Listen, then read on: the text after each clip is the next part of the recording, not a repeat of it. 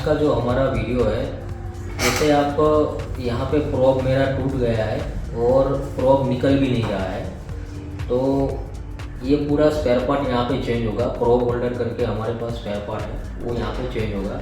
तो मैं आपको दिखाता हूँ किस तरह से ये चेंज होगा। यहाँ पे अगर प्रोब आपका टूट जाता है और निकलता नहीं है, तो ये जो पूरा पार्ट्स है वो रिप्लेस करेंगे हम। तो उसके लिए आपको एक तो लंबा एलन की चाहिए। अगर शॉर्ट एलन की है तो इस तरह से खुलेगा ये, 3 नंबर का एलन की से खुलेगा ये।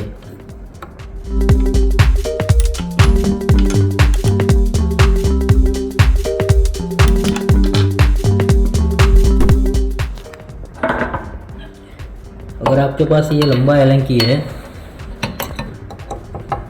तो आप इस तरह से इजीली फटाफट खोल सकते हो।